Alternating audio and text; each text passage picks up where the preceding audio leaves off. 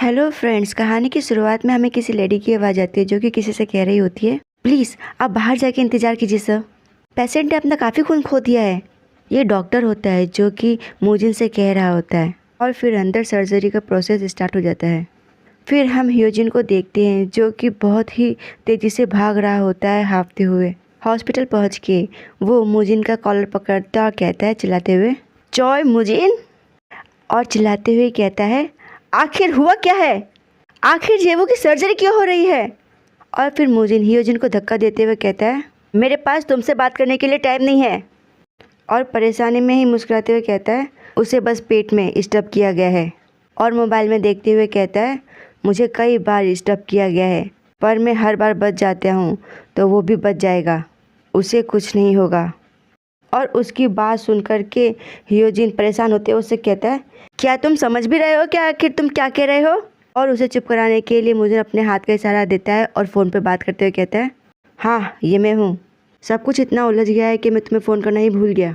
और फिर मूजिन कहता है, ये बात अपराधी से जुड़ा हुआ है। वह लगभग 50 साल का है और अपने ही ज़माने का विंड ब्रेकर पहना हुआ है। ऐसा लग रहा था जैसे कि वह ड्रग्स के नशे में है। और कहता है, हो सकता है कि उसके पास अभी भी नाइफ हो, वह ज़्यादा दूर नहीं जा सकता, इसीलिए उसे पकड़ो और मेरे पास लेकर आओ। उसकी बात सुनकर के ह्यूजिन अपने मन में कहता है, एक आदमी जो कि 50 साल का और विंड ब्रेकर पहने हुए है, आखिर भला ऐसे इंसान का जेबू से क्या दुश्मनी हो सकती है? मुझे कुछ भी समझ नहीं आ रहा कि आखिर ये सब हो क्या रहा है। बस एक बात है जिससे कि मैं श्योर हूँ, जेबू को हर्ट करने के बाद मैं उस इंसान को छोड़ने नहीं वाला। इसका मतलब ये क्यों ना हो कि मैं भी चोय मूजिन के रास्ते में ही चल रहा हूँ। तभी सर्जरी की लाइट बंद होती है और डॉक्टर की आवाज़ आती है, एक्सक्यूज़ मी। मूजिन और ह्यूजिन दोनों ही चौंकते हुए उसकी तरफ देखते हैं और फिर डॉक्टर झुकते हुए उनसे कहती है, आई एम सॉरी, और कहती है, हमने अच्छे से अच्छा करने की कोशिश की पर मिस्टर सीओ जेबू, हम उन्हें बचा नहीं पाए। ऐसा कह के भी उसके तरफ चेहरे पे चद्दर चढ़ा देती है और ह्यूजिन और मूजिन दोनों को ही बहुत तगड़ा झटका लगता है।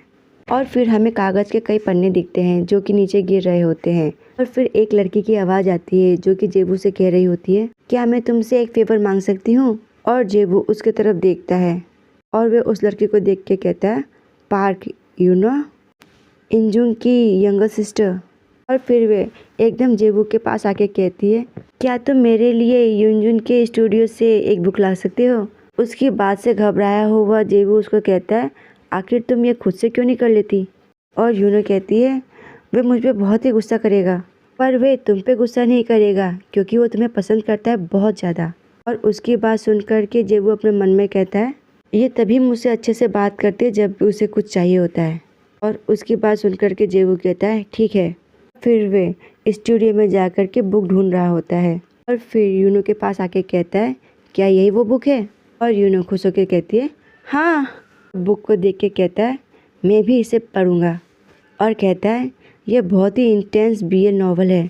और नॉवल को पकड़े हुए अपने मन में ही हंसते हुए कहता है, मैं इस किताब को ख़त्म करने के बाद कुछ समय के लिए युनजुन की आंखों में नहीं दिख पाऊंगा।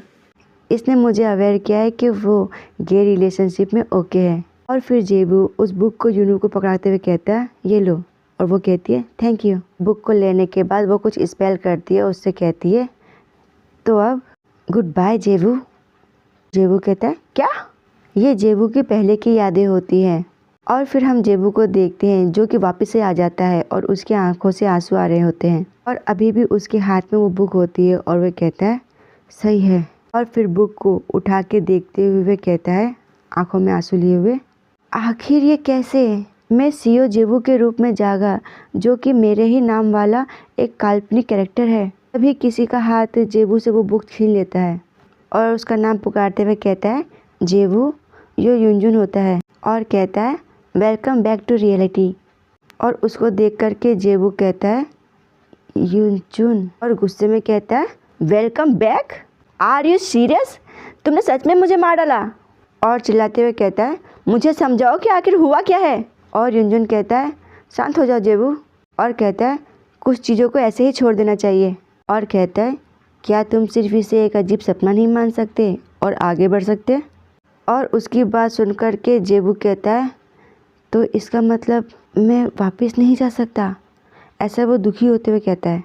और फिर युनजुन कहता है, जेबू, तुम बात कर रहे हो एक काल्पनिक बुक की दुनिया की, और वो ख़त्म हो जाएगा जब स्टोरी ख़त्म हो जाएगी और तुम्हारी ज़िंदगी रियल वर्ल्ड में है। तो आखिर तुम क्यों जाना चाहते हो वापस? उसकी बात सुनकर के जेवू गुस्से में परेशान होते हुए कहता है, तुम्हें पता है क्यों?